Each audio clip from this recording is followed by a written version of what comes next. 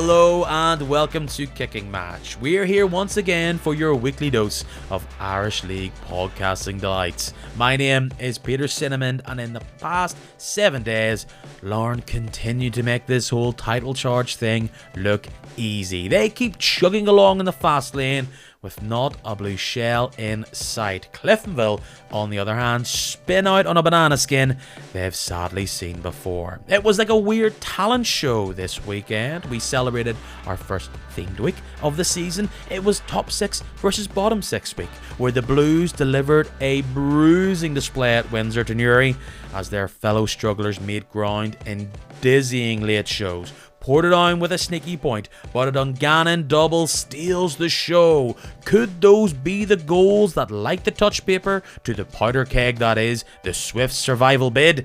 We give it a good go at finding out.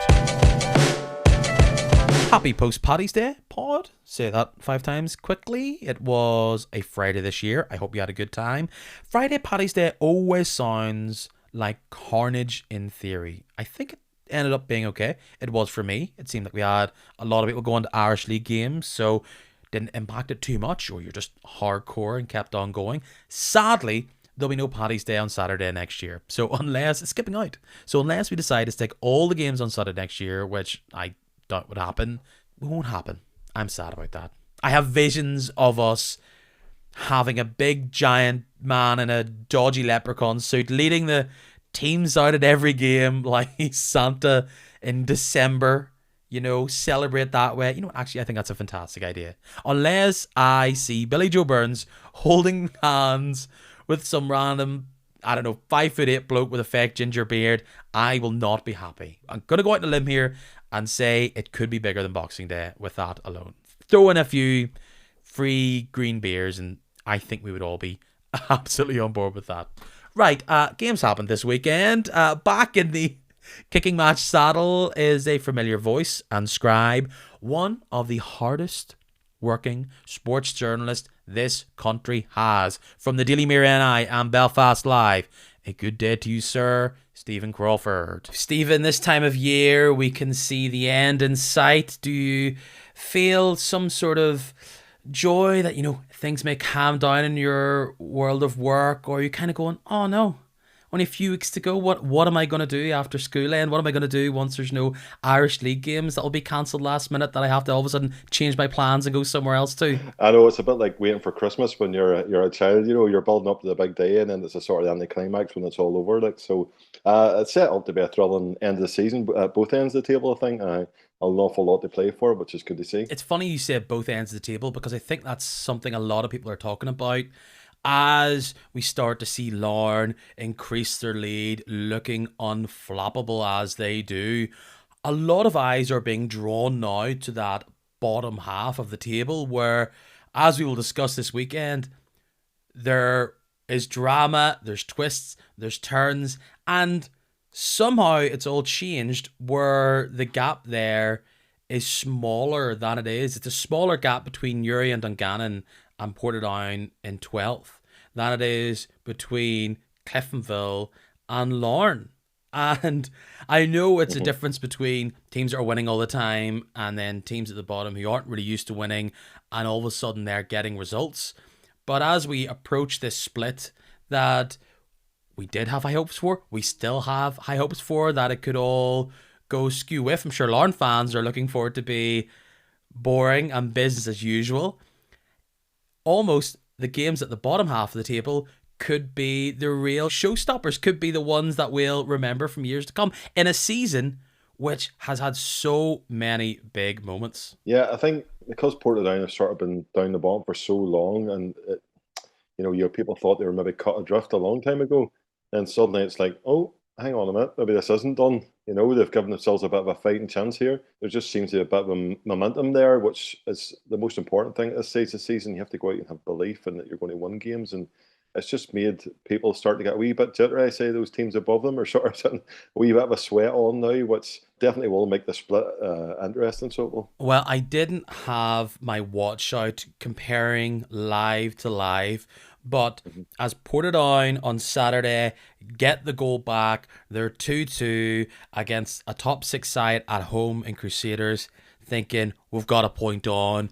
Dungannon are losing at Cliftonville. Newry were out of it an hour ago. They're ready to celebrate, I'm sure, at Shamrock Park. Was that the moment where it all switched, where Dean Shields said to us, guys, we need to do what we did here a few weeks ago. 2 quick-fire goals for Dungannon. They get another huge result at Solitude. What is it about this matchup in North Belfast? I think it's fair to say that is the biggest win. I think the cup quarter-final for Dungannon was huge for them. But when it comes to this fight for survival, if they're able to do it, this will be one of the moments you'll look back upon and think, this is where it all went down. A bit like Portadown last week, 2 late goals, 2 dramatic goals. We'll talk about how this impacts Cliftonville in a second. But for Dungannon, we talk about momentum there. This is a rocket that has just been ignited, and can they use that going into some of these games? Oh, no, with no doubt, because like if the results had stayed what they were practically, pre 90 minutes, Portadown closed that gap a wee bit further. Dungannon started to get a bit jittery. But coming off and beating Cliftonville at home for the second time in a matter of weeks, considering Cliftonville's unbelievable home record, this has to be a shot in the arm for them.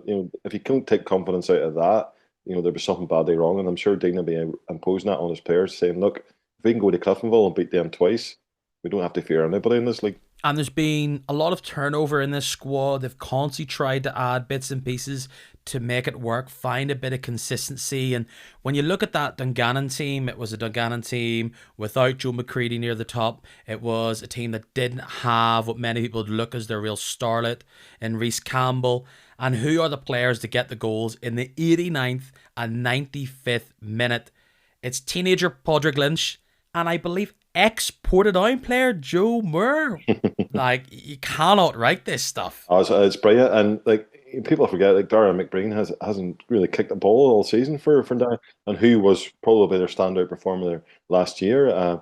Reece Campbell has stepped up the mark in recent weeks, and Dean has maybe come in for a bit of criticism in some quarters for sticking to his football philosophies, but he believes in the way that he wants to play, and it's bearing dividends now. And he's got a very young squad there, a few old heads mixed into it, but you have to give him credit. Like if he keeps him up and keeps building there, then Gannon could have the mixture of a really promising team over the next few seasons, because there's so many young talented footballers there. Potentially not one of the more sexy players to highlight, but the return of Dean Curry at the back seems to be adding a bit of steel, a bit of stability in a team where at the back they try to play it out from the back quite a lot. I've seen it numerous times getting caught out. I think as far as Dean Curry is as no nonsense as they come. He's got strength, he's got focus, and they came under the cosh a lot of that game against Cliftonville. This was not some sort of pulling it back when Dungannon were dominating. You look at the chances that Cliftonville had. Was it Luke Turner who skied a rebound? I think Roy Hale was the one who pinged it off the crossbar in the first half. Then, of course, they finally get their breakthrough with a header from Ronan Hale. And at that point, it was about killing off the game for Cliftonville. They're at home. And let's highlight as well what an incredible result this is, really, because of course they lost in the cup against Dungannon, but Cliftonville had not been beaten at home in the league for 14 months. All the good and great in the land this season have come, and they would be lucky to be getting out of there with a point. But somehow in the past month, Dungannon have been able to come out with 2 of their biggest wins in the season. And it's starting to look as though it's all falling apart for Cliftonville, because they are now 9 points behind Larne. And I'm not saying that they will believe they're out of it. They'll fight as much as we've seen teams at the bottom fight, but they have got an uphill struggle, because not only are they out of the cup, putting the potential of winning the league to the side, second place is also really important to this side, because if they don't get second and the wrong team, let's just say in Cliftonville's eyes, gets an Irish Cup trophy, they're being thrown back into the lottery that is the European playoff. And a lot of people would say Cliftonville would fancy their chances, but that's not a pool that they want to get into. They've got plenty to fight for outside of just trying to somehow miraculously pull a league title out of it. It's been a challenging few weeks for them, obviously, starting with the cup defeat, then the North Belfast derby, which was an absolutely cracking game of football. But when you see the chance that they have at the end, they won it through Joe Gormley. Like that's a massive moment in the title race. Then they drop points again on Saturday. Suddenly this is not the time this season that you want to be losing that momentum and losing games and dropping points, because it just takes so much harder to get going again, particularly when you're going into games now with 5 games against the top six. You want to be sort of going in there with a bit of momentum and steel and playing at the best of your ability. Like Paddy spoke after North Belfast derby and said that they didn't take Dungannon lightly. Dungannon deserved to win the game that day, but they would be going out and prepared.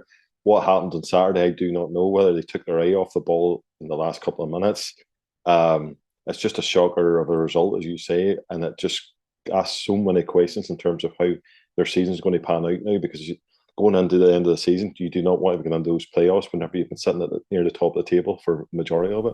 That goal that they concede to make it 1-1 must have felt like a sucker punch. You have young teenager Stephen Scott with the ball. He gets to the byline, he chips it up, and there's Padraig Lynch to head it in. And at that point, it's throw every man forward you can, because they had to win this game in their eyes. And if you look back at the second goal, you'll see it's pretty much a counter. It's Joe Moore building with other players, getting the ball and just getting a little curler to get the goal back, and perhaps they're caught out at the back. But can I interest you in part-time team runs out of steam at the end of the season cliche? Last season, they had so many draws when really they wanted to kind of push on, and in the end they did miss out on the title. You look at Larne on top, Linfield look as though they've got plenty of gas. You've got Glentoran nipping on their heels despite the little frailties they've had. Is this potentially just Cliftonville lacking that gas in the tank to get them over the line, not being full-time? I don't know. I think that's they've got more enough about them to keep going for the entire season. I think when you look at the squad they have, they've got plenty of options. Ryan Kearns forced his way back in again after a torrid time with injuries.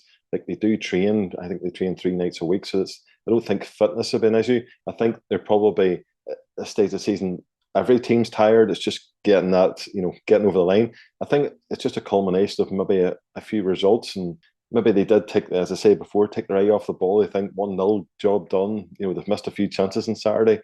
Unfortunately, it's come back. They hunt them, and I'm sure Paddy was absolutely fit to be tied after the game, because I know he wasn't in the best of form after the cup defeat. Saturdays was probably just a total double whammy for him. But what can you do in football? There's another game coming this weekend. You have to lift yourselves. You don't know what's going to happen in these last 6 games. You just have to get yourself lifted and go again. Back up to the top of the table, Linfield win 7-0 against super leaguered Newry City at Windsor Park. They just were relentless. Joe Cooper with his performance of the season, grabbing 4. They pretty much had the run around in Newry. They secured the win, but they just kept coming and coming and coming.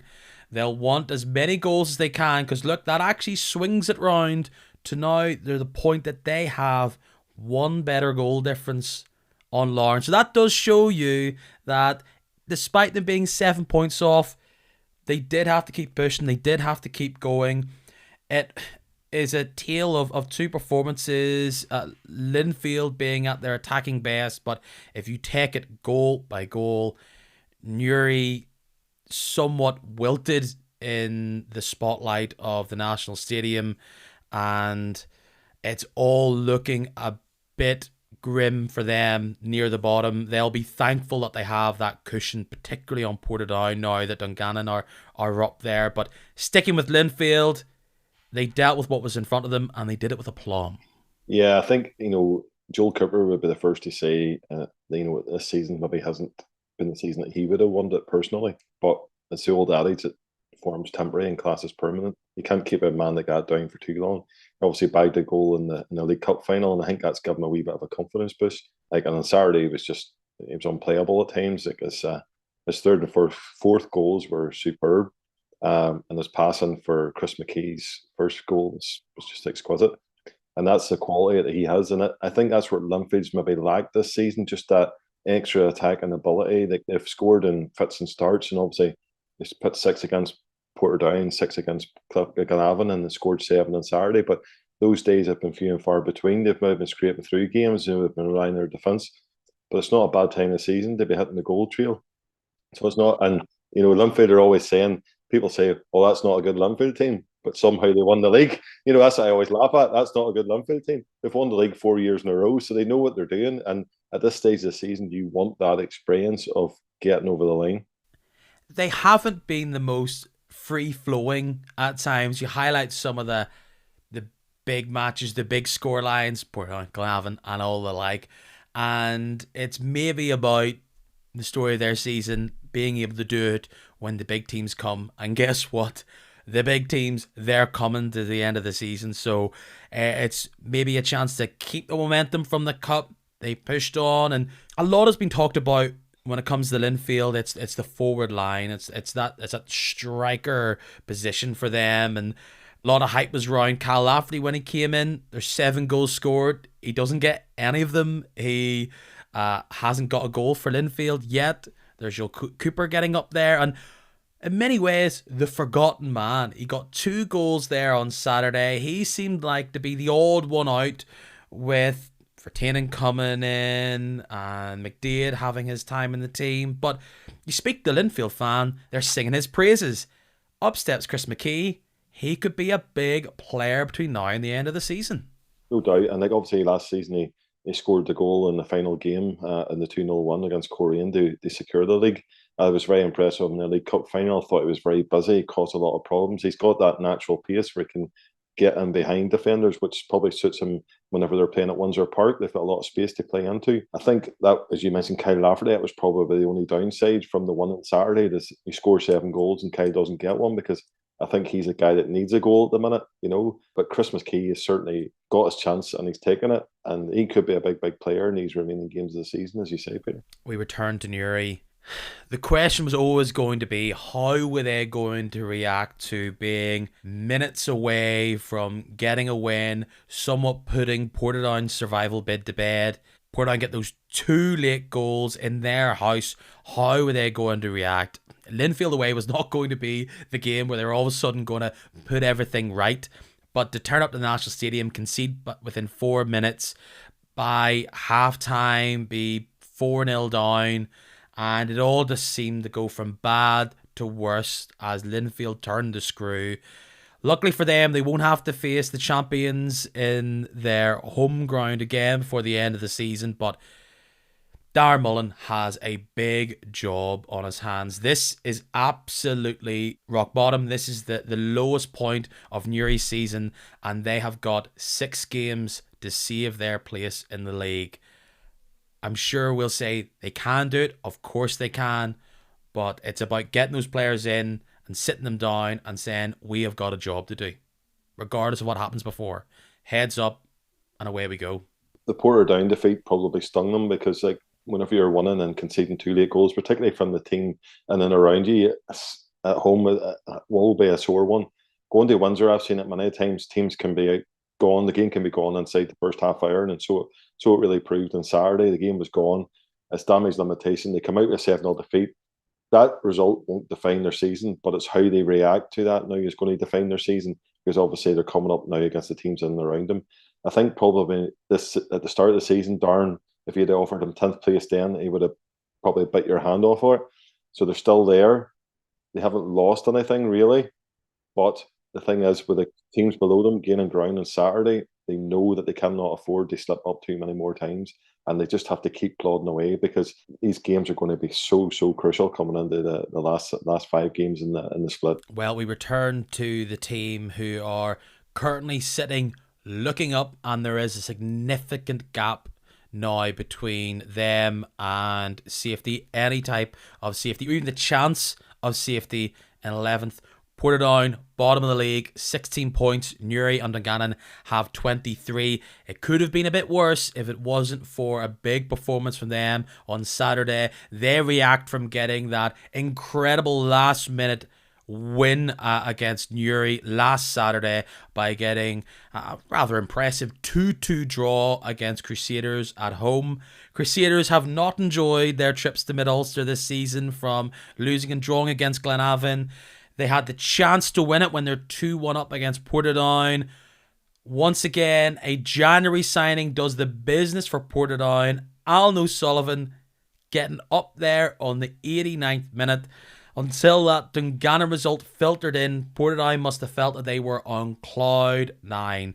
If you looked at the season now and you said, right, Portadown have 10, 12, even maybe 8 games, let's be generous, between now and the end of the season, you'd think they probably have a better than good chance to at least get there and put themselves in the race there. But with 7 points being what they need to turn it around, and the fact you can almost make that 8 because their goal difference right now is so poor compared to particularly Newry, Dungannon, it's somewhat in shooting distance.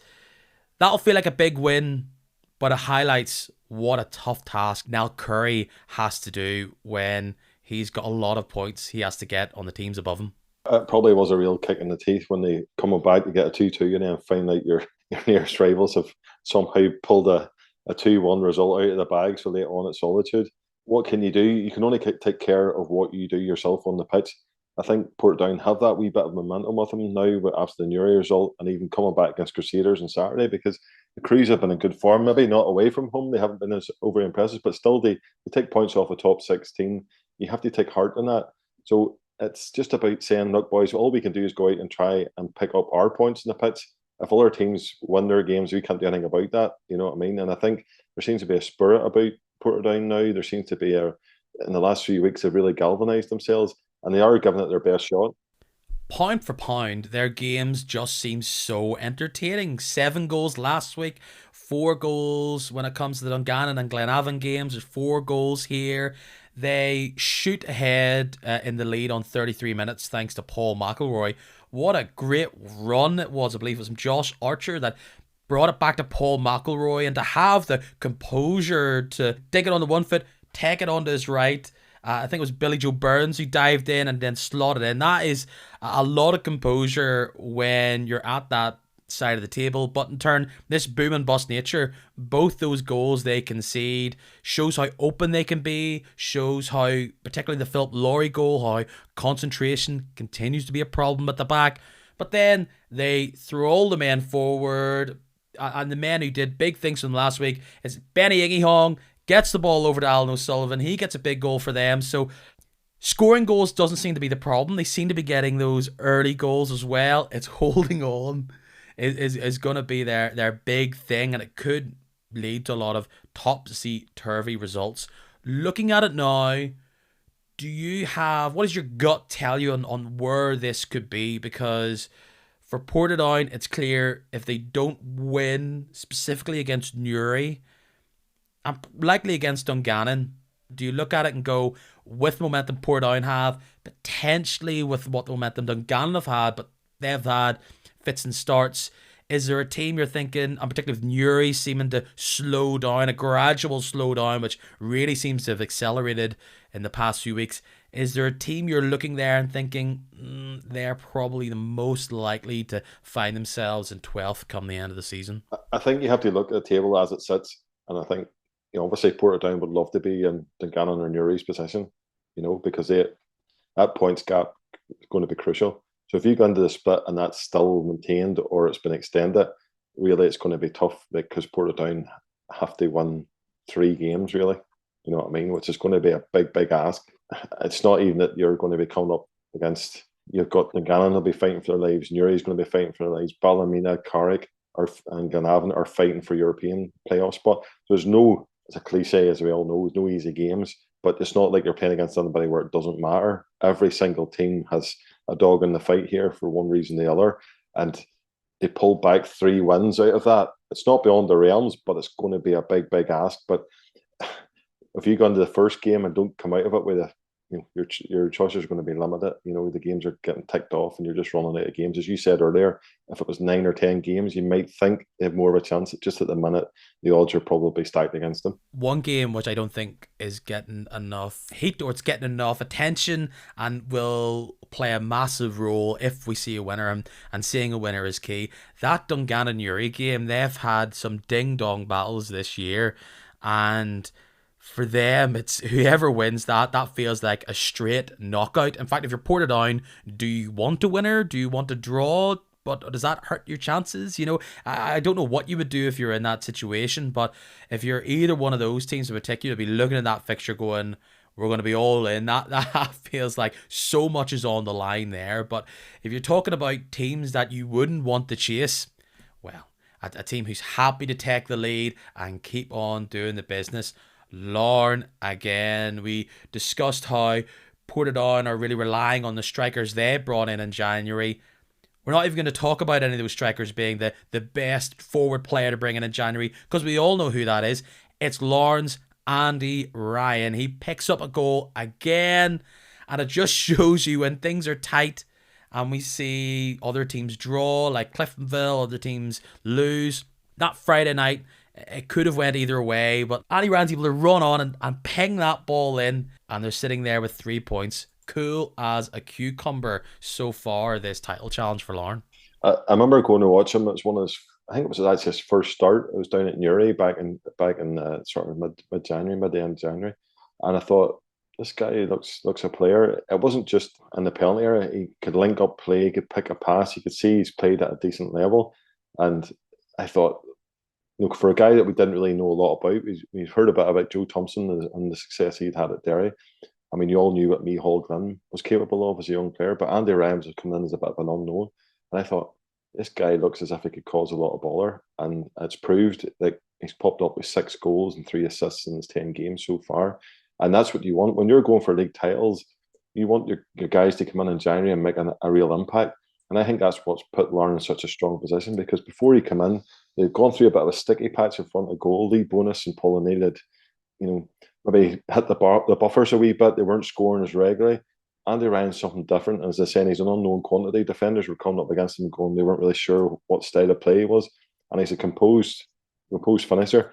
Big goals against Harlan Wolf in the quarter-final Irish Cup, and then a big goal against Friday night, as you say. And he just is such a good link-up man between the midfield and the attack for them, as well as having an eye for a goal. From what you've seen, what do you think makes this Larne side so stout? Is it built from the back? Because they have conceded a lot of goals. Is it their shape with this 3-man defence, wide players like Micheál Glynn, it was Doherty before, and Tomas Cosgrove? Is that where it's coming from, for perhaps teams aren't prepared to deal with the way they're putting themselves up? Or is it the case that they've just got quality all over the pitch? I think they've got quality all over the pitch, and I think you mentioned their defensive record. They've got a great goalkeeper. They've got a back three which are very, very comfortable in what they do. Very hard to break down. Their 2 wing backs, like we all know what Tomas Cosgrove is all about. He's done it for years. He's a fantastic player, one of the best in the Irish League. And Micheál Glynn has come in. Like, obviously, people were worried when Ben Doherty left the club because he had scored a lot of goals. Micheál has maybe not provided the goals and assists yet, but he's such a threat down that left-hand side, and he will only get better. And then middle of the park, Leroy Miller is just an absolute machine. The man just keeps going and going, and he's popped up with crucial goals. Joe Thompson's come in, as I said. Mark Randall's now back again, which isn't a bad guy to have for up this stage of the season. And then you've got your attacking players in Bonus, O'Neill, and Ryan, which we all give you something a wee bit different. And they just have that complete package now. They've got this squad. And I did worry at this maybe before January, thinking, have they got enough depth? But they have added to it. And if they run out champions, they will be worthy winners this year, because they have built that and they've got that such a high consistency level this season. It's not something you can account for, but you will look back on this season if it all goes rightly for Larne, and you must admit that they've been incredibly lucky with injuries. Despite all that full-time training, they've never been without the likes of Miller or Bonus or key players like that, even kind of rocks like Bulger at the back for an extended period of time. Yes, they lose Jeff Hughes early, but they haven't had to deal with a big player like McMenamin gone for a whole part of the season. Heatley was out for a long time due to suspension. Yes, we've had some players that have had their suspensions, had to deal with it. An example here, Andy Ryan popping up when they're without Lee Bonus. But they have had, the luck of the green has been there broadly, and I think it's unfair to call them boring. Efficient is the key word I would describe Larne as. And I think they would probably say you're in your luck, because they have just got on this stage of the season now where they're making the most of their squad. They're making the most of not having a lot of suspensions, not having a lot of injuries. And that's the way it goes some years. If you are going to win titles, you do need that wee bit of a rub of the green. And boy, are they using it, and Andy Ryan on Friday night, he tortured Ballymena in the first half, and it looked like as if it was going to be a bit of a frustrating night for them until they got the goal just in the minute before half time. And second half, they were perhaps a wee bit cagey. It was one of those, do we stick or twist? Do we go for the second or do we just hold this out? But Ballymena huffed and puffed a wee bit, but maybe on another night against a better team might have put them under a wee bit more pressure. But they ultimately, as Tiernan Lynch told me after the game, it's all about getting the 3 points, and that's what they did. That's 3 losses in a row for Ballymena. They've had some tough games against Glentoran. They have that game against Coleraine as well. They've just lost to Larne. They aren't being blown out of the water, but they're not getting the goals either. And I'm sure that's quite difficult if you're a Ballymena fan to see Paul McElroy go to Portadown and score 5 since January and be a key contributor to that team. Now, there was various reasons of why players like him and Keeley moved on.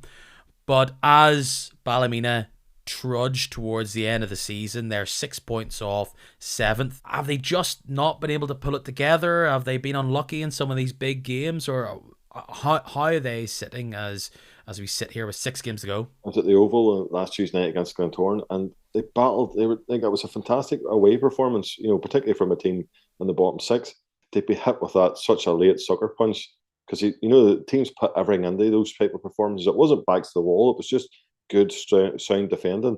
And then for Danny Perkins to pop up with 2 minutes to go and score the goal, that was so harsh in Ballymena.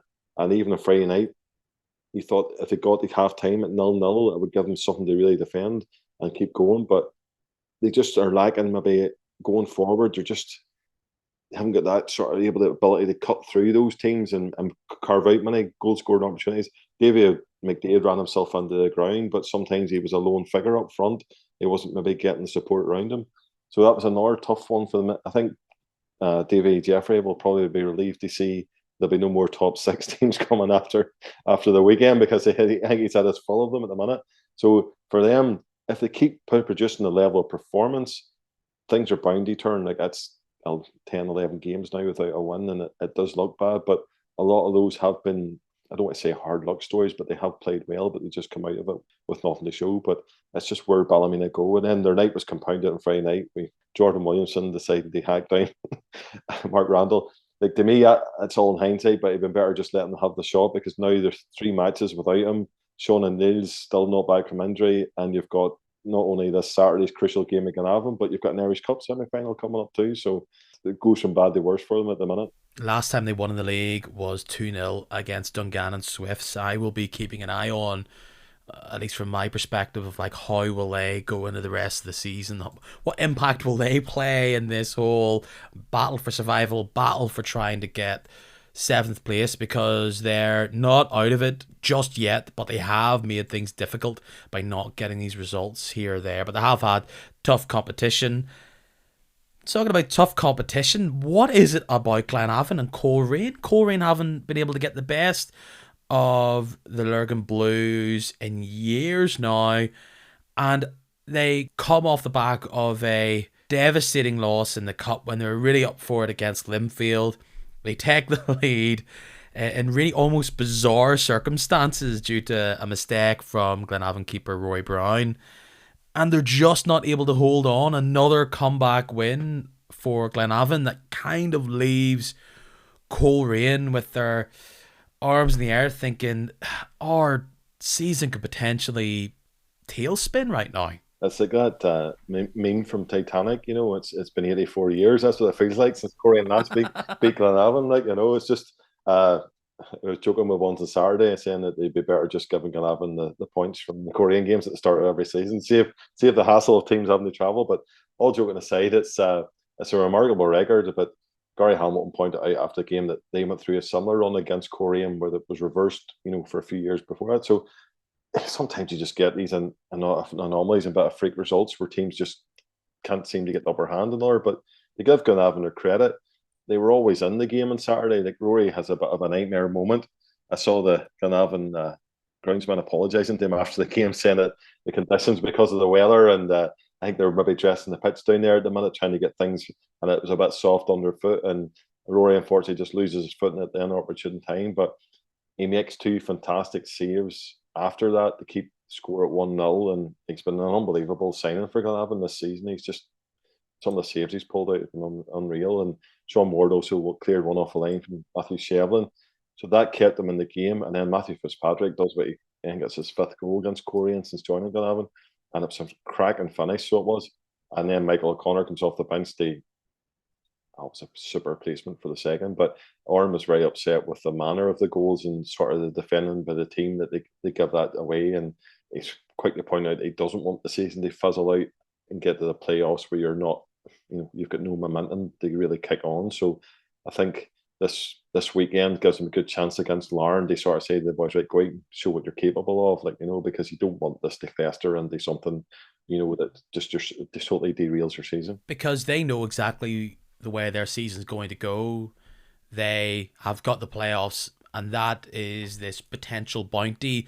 If they can do it, the last team they'll want to see popping up against them would be Glenavon. And Glenavon have been, as we said, this podcast, up and down, here, there. But a win like that really does help Gary Hamilton, who's had a tough season, particularly from the response from the sidelines, response from the stands in regards to how poor some of the Glenavon supporters believe this season is gone. He seemed very resolute after that win. 3 wins in a row in the league now for Glenavon. Gary bounces back when the pressure's on.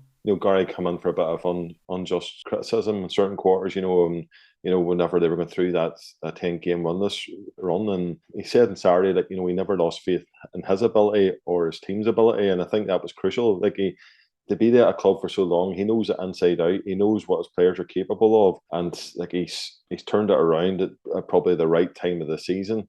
3 big wins in a row there. Going to Ballymena now on Saturday, that's a crucial one because they can really knock Ballymena out of the race for 7th, if they get a result down there. And the confidence is flying high with them. And there's some quality players like Jamie Doran, Isaac Baird's been a revelation since they come there. Aaron Prendergast is another exciting young talent.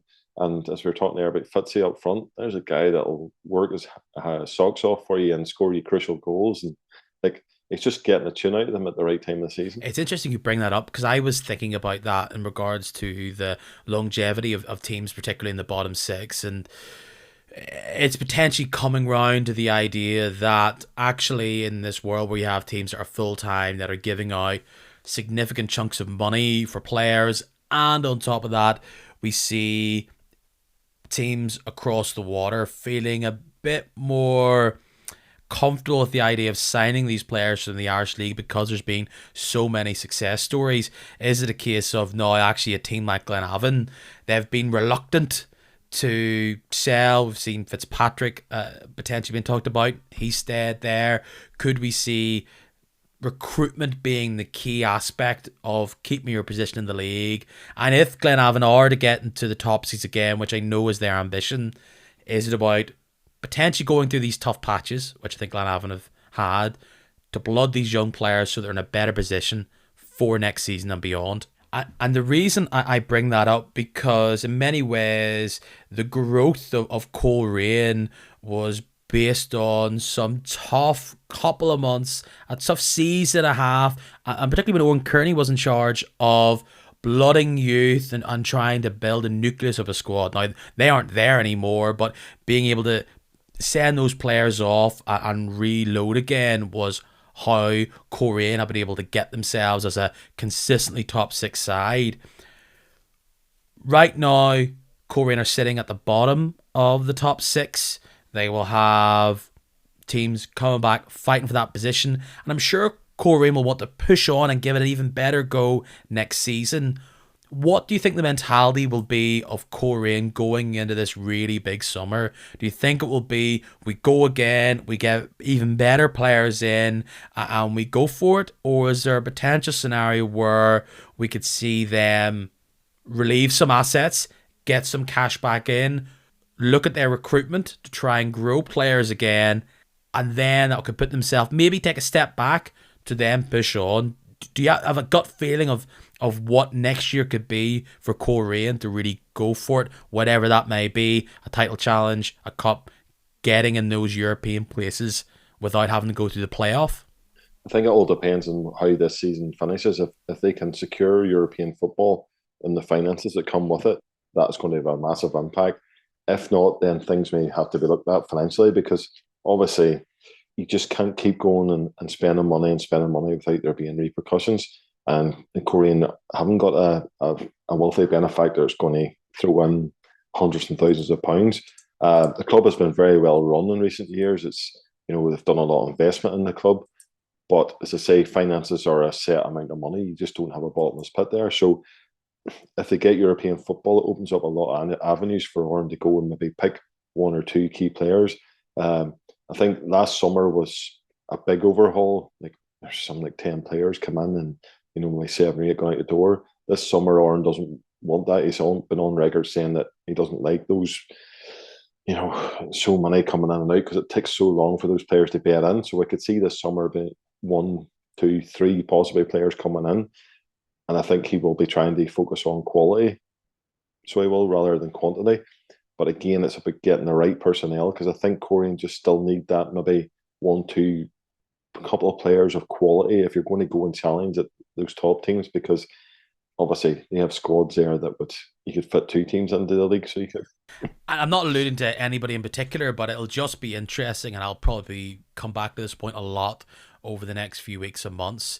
It's about the idea of, you look at a mid-table club in another division, a top division, let's say in England, sometimes you have to lose what you think is a key asset to then reinvest to plant what you hope will be big keystones of your team. And that's where, you look at Larne, they offload Ben Doherty and bring in Joe Thompson, Micheál Glynn. That could have gone wrong. It maybe was the thing that helped them get a bit of bodies in the team. We'll just have to see. 2 teams who are happy in the way they've been able to recruit. They've been keen recruiters this year, Glentoran and Carrick Rangers. A few weeks ago, I fancied Carrick getting a win against Glentoran at Taylor's Avenue, and they got royally beaten. Last week, my guests, the Around the Grounds and I crew, they started to believe, you know what, I think Carrick can maybe sneak it against Glentoran at home. But no, Glentoran show, maybe Taylor's Avenue just suits them right down to the ground. A very impressive 4-0 win with some rather cracking goals, which gives Glentoran a nice bit of buzz, nice bit of momentum, as we talk about, which is so important, as they're now sitting in 4th, 2 points behind Cliftonville. And you never know, if Larne do sit there with the Irish Cup at the end of the season, that 3rd place could get you right into Europe. Keep your eyes on Glentoran. Definitely, like as I was mentioning earlier, they pulled it out of the fire against Ballymena during the week, and that was a huge goal for them. You could see them lifting. But I've watched Glentoran a lot in recent weeks, and they're such a different team whenever winning. Whenever it's goalless, it can be a wee bit edgy, and people are really playing with that wee bit of fear, worried about what's going to happen. When they go in front, it's like they work up through the gears, and it proved again on Saturday, because Carrick had good chances in the first half. Fortunately, didn't take them for them. As soon as Niall McGinn puts him in front after half time, it's like bang, bang, bang, bang. That's it, game over. And that's the quality that Glentoran have. They can just kill them off. And they did that recently, obviously, at Taylor's Avenue as well, scoring 5. So they are dark horses. They've come up there. People sort of looked at them in recent weeks and think, oh, they're in 6th. They've now put a few wins together. If they can keep themselves together and keep that momentum going, definitely an automatic European place as well within their grasp if it all works out for them in the Irish Cup. And I discussed there about potentially giving up what you think is a crown jewel, what you think is just the key element to your team to potentially grow, or just knowing that it's not meant to be anymore. I can see it penned by you in Belfast Live. Conor McMenamin linked with reunion with Mick McDermott, potentially him joining him over in the UAE. That would be a big move. Conor McMenamin have reports now coming out that he has said to Glentoran he wants to move on. He wants to play at a higher level. Is potentially the marriage between Conor McMenamin and Glentoran set to come to an end? I always worry when a guy runs his contract down into the last year because to me that puts the doubt in that a player's maybe thinking about moving on. If a player wants to stay, if a deal's on the table that he agrees to, that'll be penned. I think Connor is obviously an ambitious guy. His record in the last few seasons has been phenomenal, and I'm sure there's a lot of clubs out there that would love to have Conor McMenamin. People have questioned because he is at late 20s what way that would pan out, who would be interested in. Clubs have obviously shown interest in him. I don't think Connor would be agitating for a move unless he knew something maybe was in the pipeline. I think you have to give him, if he wants to have that full time in England or Scotland, wherever it is, who are showing interest in him, you have to say to him, well, fair enough. You can't really stand in his way, but I think Glentoran have to do what's right for them, get what they feel that he's worth. But Connor just probably feels that he wants to go and give a real crack at it. The last few years have been an astronomical rise. Like, it's not that long ago he was playing for Warrenpoint Town, and fair credit to him, he's become now probably arguably the best player in the Irish League on his day. So why shouldn't he want to have ambitions to go as far as he can and play as high a level as he can? He's playing for Northern Ireland, and he probably feels that this move would help his international career as well. So good luck to the chap. I hope everything moves out for him. For Glentoran fans, I can understand what they're probably thinking, that nobody wants to lose your prize asset. But if they get good money in, they've got finances there, they can go and get a quality replacement. Maybe not the same standards as Conor McMenamin. Not many players are, but I'm sure they'll reinvest money and they will boost the squad again. Particularly if the number of £200,000 being quoted is met, that would be really significant for Glentoran. I know they have their own finances and they want to be able to keep their star players, but sometimes at 28 at an Irish League level, I would look at that as, Paul Heatley is still impressive here in his mid-30s. And if you're Conor McMenamin, perhaps you're like, I want to give it a go. And if I'm coming back in a couple of years, happy days. And even from a life experience, potentially going to the UAE, that would be a bit of a nice earner as well from him personally. Why not? And I don't think if this was to be a split, I don't think it comes from like they've had a falling out, but I think it's clear now going into the summer, a story that was very much talked about pre-Christmas and then the injury very much derailed it. Conor McMenamin, who I think is clearly the best player in the league. In fact, over the past season and a half, one of the most impressive spells for any player I've seen in this league. He's just unstoppable. Even though people know what he's going to do, he's still able to do it so well. International player. Going to keep my eyes on this one for sure, but it looks unlikely that he will be playing in Glentoran green, red and black this time next season. How that will impact Glentoran? Well, could be positive. There's a chance they could go out and find 1-2 players that have the potential to be just as good as Conor. So an interesting summer ahead. No doubt, and it's going to be a lot of speculation in terms of the top teams are going to go again. You know what I mean? And it's just a sad for the league, and as I say, for Glentoran, they lose a player like that. But again, you say good luck to him because you want to see your players going on and playing at a high level because that's going to reflect good on the Irish League as a whole. Well, if all goes well, Conor McMenamin could be pulling on a different coloured green shirt. He is a doubt for Northern Ireland as we go into already 2 massive games this week. First on Thursday, Michael O'Neill announces his return with a game against San Marino away, and then Finland at Windsor Park on Sunday. It's come at a time where Northern Ireland are just ravaged by injuries. Regardless of the situation that they're in, I think many Northern Ireland fans going into this pencil these 2 games as both must win. To take a step back from that, in lieu of all this injury crisis, the first time that Michael O'Neill's been able to get his new look Northern Ireland squad together, anything but 4 points feels like it could be all over when it comes to qualifying. Yeah, these games really are crucial. Like, if you're going to push for getting out of this group, that you have to take as many points as possible in these two games. It's just been unfortunate how Michael's squad's just been decimated. Like, obviously Johnny Evans, it'd been great to have him involved, but we such a lack of football this year, and it was no surprise to see him sort of breaking down again. But the way he has to look at it is like there's opportunities there for other players to come in, and probably Sam Marino's not a bad one to start off with in terms of you're going to give guys an opportunity. Like Big Owen Toll has been brilliant since he went to Bolton. I think he's played 19 games already. So let's see what he's capable of, and because it's Northern Ireland, we have to keep looking to the future. Like these guys are not going to play for the rest of their days, and I just think midfield is going to be crucial because obviously the likes of Stephen Davis, Corey Evans, Stuart Dallas, and Ali McCann all missing it. It just cuts your options down a wee bit. So Michael, I'm sure, will come up with a plan, but as I say, it's about giving others opportunity to go and probably do something.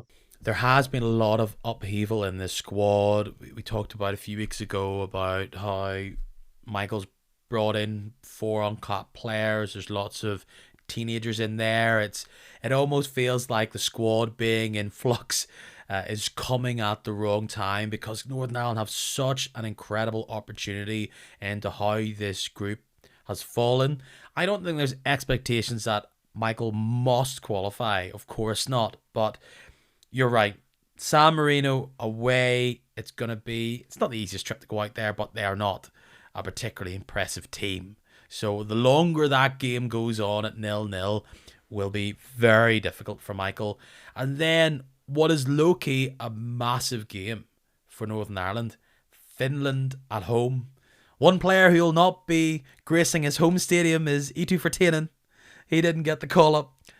But for Northern Ireland, I'm fascinated to see what happens here. I think many fans will trust Michael Neal with all their heart and welcome him back to the setup. And look, he has nothing to prove. Absolutely not. But this could be the start of a Northern Ireland career for a lot of young players. It's somewhat an unknown, this squad. Yes, a lot of the players of 2016 have been hanging on and are still key parts of the squad, but for the rest of the year and all this qualifying is going to be squashed into this year. Some of these guys are going to have to hit the ground running. You mentioned Toll there. Is there some names out there where you're thinking they will potentially be big names for Northern Ireland in the short and long term? One player I look and I'm thinking, thank goodness he's back up to fitness, is Daniel Ballard at the back. He's been brilliant for Sunderland this year, and if he lives up to his potential, will be a key player for Northern Ireland for what could be the next decade. Yeah, and obviously Daniel's come in under Ian Barclough, and he's never let Northern Ireland down. He's a big, strong, uncompromising defender, and I think him and Toll could be, maybe a partnership we're looking to long term. See, Cathcart's been made captain, which is good. Need that bit of experience at the back. I'd love to see Ali McCann get a proper run at an international level because I think he's probably the nearest we have to a Stephen Davis replacement long term, and he's just been unfortunately injury as well. And there's so many guys that you just love to have available at this stage of a campaign. But I just worry that we don't want to be putting too much expectation on Michael's return and the group, and almost it's unfair because when you look at what the players he has at his disposal at the minute, he's not a miracle worker. He's done fantastic in his previous spell in Northern Ireland, but you just can't expect him to spend a bit of time with these guys and then suddenly you go out and you're performing like you were at the Euros in 2016. It's going to take a bit of time to garner these guys together and get them to play the way Michael wants to play. And they have to be patient, and you even look at the Republic under Stephen Kenny. It's not that long ago that they were, people were calling for his head and saying out the door. You look at some of the talent that the Republic have coming through now, and Evan Ferguson looks an absolute word beater. And I'm not trying to compare the guys that we have with those, but you have to give these boys time to develop into the players that they're going to be. I'll quickly hit on my poll from last week. We talked about it earlier. It was about who you believe is finishing 12th this season. And actually, maybe all these votes were in before Saturday. Dungannon Swifts came out top with 50% of the vote, followed by Portadown with 27% and Newry 23. We'll see how that all comes together. My poll this week will be what you think, and I will close. I'm going to close it on Friday, nice and early this week. So if you're listening after Friday, alas, you can't try to be Nosferatu or whatever. You can't tell me who, you can't predict what's already happened. I'm going to say, how many points do you think Northern Ireland will get from these games? Going to go 6-4, and I'm going to leave it at 3. Anything else is just, well, let's not predict that. What do you think? 2 wins, or do you think 4 will do? I think probably you would maybe take 4. Obviously, you want maximum if you can get them, but if you come out of it with 4, it's a good start to the campaign. I think San Marino are probably going to be the team that everybody takes points off, and you don't want to miss out there. Finland's a bit of a trickier one because it's just one of those awkward fixtures. At home, it's not so bad, but you just don't know what they're going to set up, what they're going to do. Like all games, it's going to come down to taking their chances, and I just hope somebody can step up to the mark and put one away for us, because it's going to be such a tight group, and particularly where Northern Ireland are hoping to finish. It's so much competition in there at the minute. We shift gears towards the games that will be taking place this weekend. No Glentoran, as McMenamin is penciled in. At least he's in the squad for Northern Ireland. Will he play? We'll just have to see. Stagmore Park hosts the first game this weekend, where Linfield come to town, potentially there to burst the bubble that Dungannon have. Or could Dungannon do it again? Could they do it at home? Tight pitch, maybe a little rain cloud comes over, dampens Linfield spirits. Do you believe in Dungannon making a 2 for 2 in less than 7 days against some of the top 3? What a story that would be if we won now and then put a dent on Linfield's title ambitions. It's going to be difficult for Dungannon. When I can't see them approaching the game any differently. As we talked earlier, Dean Shields, he knows how he likes to play his football. He's stuck by it, and he'll do the same on Friday night. I think the first goal will be crucial again. Linfield have got their tails up after 7-0 on Saturday. Joel Cooper will be a guy that I probably can't wait until I go back on the football pitch again. I just think Linfield at this stage of the season now, there's a sort of just that steady determination. They know that they've got a bit of ground to make up on Larne, but they're determined to probably get into the split fixtures with a gap as low as they can possibly make it. They'll know if they can cut the gap to 4 points on Saturday, Larne going to Coleraine. Does that give a wee bit of a jitter for them? Linfield ribbon large in the rear view mirror. It's funny because that's almost been the reverse all season. It's all been Larne skipping ahead or closing the gap or just getting their business done early, and it's about how everybody else reacts. 4 points is still 4 points, so that's still a healthy gap. But you're right, Linfield coming here, take care of business. Don't let Dungannon Swifts have the opportunity to surprise them at all. Really efficient performance. They get the 3 points. Then it's on to Larne to try and extend that. And when it comes to the top 6 team, Coleraine is the one you would take on. They're down in the dumps. They're not feeling great. But Larne have had a tricky against them this season. They go up there on Saturday. Owen Kearney will be G'ing his boys up for sure. Do Larne falter, or do they do what they seem to do every single game?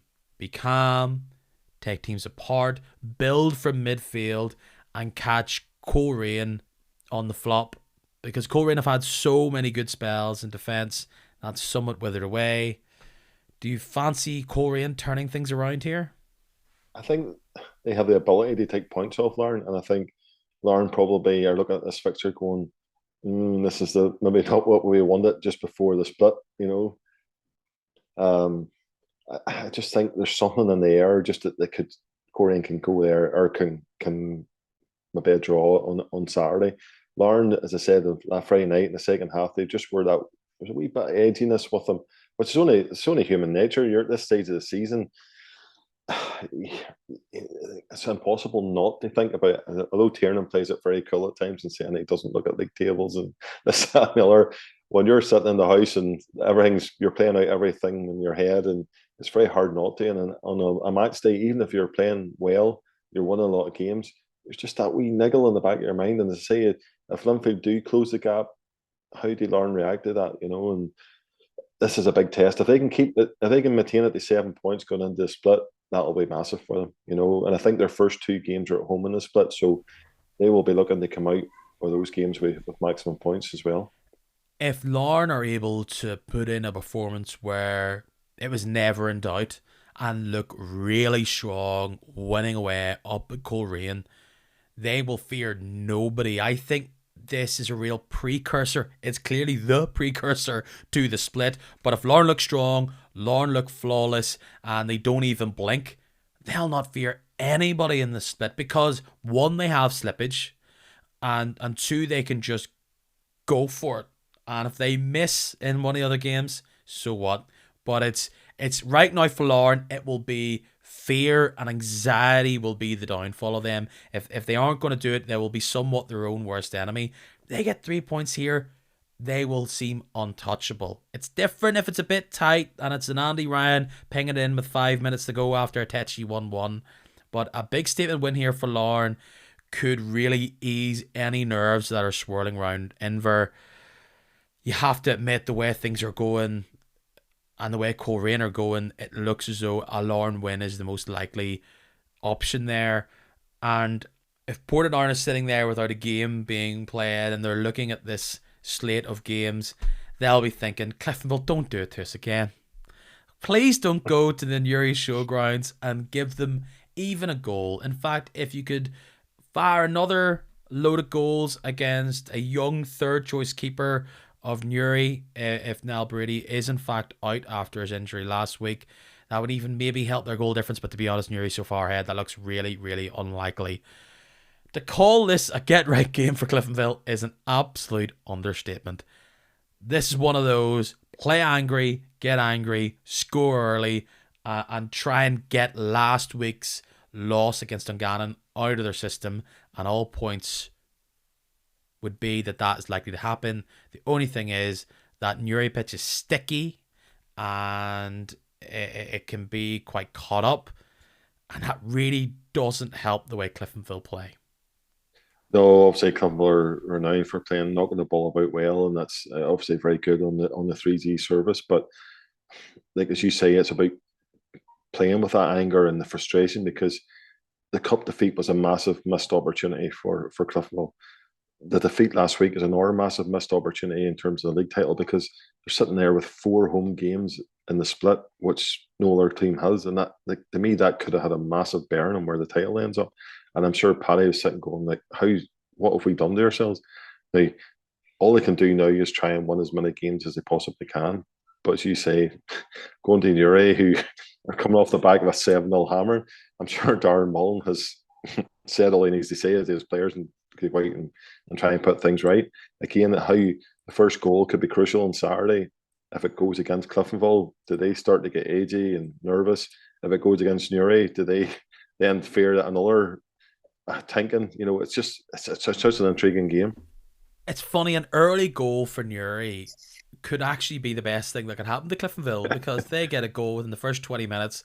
Cliftonville just go, well, here we go. Yeah. Newry aren't going to come out of their box, and that gives Cliftonville plenty of time to just ping it around and look, perhaps just on that pitch or the way things going, 60 minutes hemming Newry in is the last thing they want to do. But Cliftonville will feel nervy if after 70 minutes it's 0-0 and they're having to push on, because actually Newry do have the players that, I can totally see somebody, and I will not name the player, but a wing back for Cliftonville tries to pass it back to a centre back. They slip, the ball bobbles elsewhere, and there's John McGovern racing through 1-on-1, scores, and all they have to do is hold on.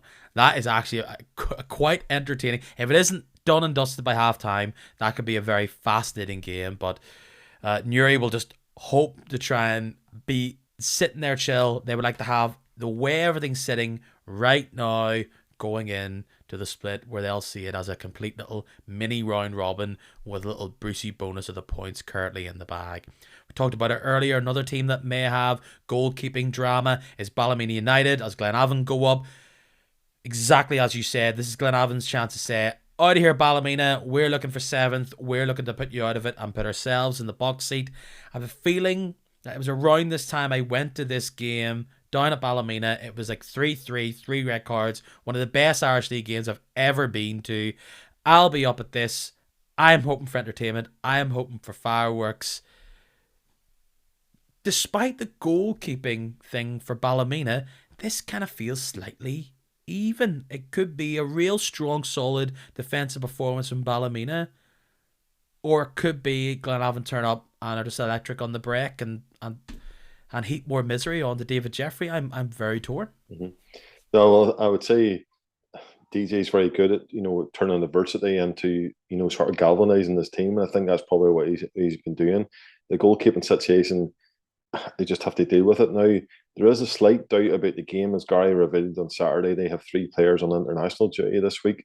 They were debating whether or not they call the game off, because obviously they see this as a very, very crucial game. That was Aaron Prendergast, Jamie Dorn, and the young guy Harry Lynch have all been called up, and those have been 3 players that have come into the squad of late and been impressive for the Lurgan Blues. So they're debating that there. They're probably thinking they've got the momentum behind them. They don't want to not play the game, but they don't want to go in the players.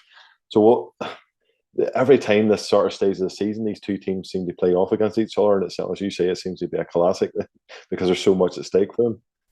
This, of course, is the same place where Big Aaron Prendergast got the goal down to 9 men and was able to pull back the first day of the season. That was That's an incredible right. one. I'll take that, please, if that's what will happen in front of me. And you know what? Another cracking little matchup here we've seen so far this season. Crusaders host Carrick Rangers. Despite a very disappointing result, I didn't think we touched upon it too much. That's a frustrating result for Crusaders. You kind of felt as though that Portadown draw, because they probably thought, you know what, we beat Portadown, we go in, we get a result against Carrick at home, and we could maybe slip into that 3rd place if we have a good end. They make it difficult for themselves, and Carrick have looked impressive this season at times. Nidis Makalitis looks really sharp for them up top, with the lack of Allen, him being injured. But at home, Crusaders, they always prop up. Some of their players look strong against Portadown. I think this is a win for the home side, as it has been numerous times this season. Yeah, I think they would seem back to been very frustrated after the draw on Saturday to give away such a late goal, because he was quick to point out on Monday night that they were pushing for to finish as high up the table as possible and an Irish Cup one, and that was a massive opportunity missed for them on Saturday. As you say, their home record has been phenomenal. I think they've lost 1 game. That was against Ballymena earlier in the season. But Carrick, we all know what Stewart he'll be imposing on his players. He wouldn't have relished getting beat 4-0 by Glentoran on Saturday. He'll be looking for a reaction. And then the likes of Michaelitis and guys that got there, they have players capable of causing Crusaders problems. So it's another intriguing matchup. We say this with every game. Like, there's always something in every game. There's no game you look at and think, well, that's a banker there. There's always a wee bit of age and something to talk about in these games. And it is so tightly called. But I think that's what's the beauty of the Irish League, is that, you just can't say for definite that team's going to go there and going to pick up 3 points. There will be twists and turns, just as you said, and there's few other people in this country that are there at the games, reading the reports. I'll be looking forward to see what you make of some of these cracking games in Belfast Live between now and the end of the season. Where can people find you online, Mr. Crawford? On Twitter at Stephen R. Crawford. So you'll see my usual rantings and ravings and all things football on there. So you're a man for a quote. You're a man that's been able to sneak out little news lines that I've been able to steal and try and make something out of on this. But again, absolute delight to have you on. Enjoy the rest of your season, and yeah, hope we'll have you on sometime very soon. Pleasure as always, Peter. All the best. This is where I get to say thank you to you for listening, eh? right till the end, baby. There's also a chance right now, if you haven't, for you Spotify listeners to go and hit follow on the pod. The numbers are ever increasing, which of course is very, very nice to me. So if you've done it, thank you. It doesn't cost you a thing, but it does help mend my fragile ego. Actually going to do some other promo right now.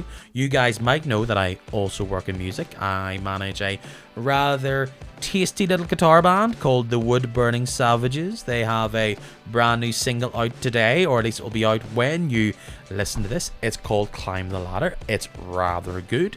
And sure, if you're on Spotify or Apple Music right now, why don't you search for the Wood Burning Savages? See what this weird boy talking about RC football does in his spare time. And if you like it, you think it's good, you're intrigued, your fancy has been tickled by their riffage, good news. Come out and hang with me this Saturday, the 25th of March, as they're headlining the Limelight 2 in Belfast.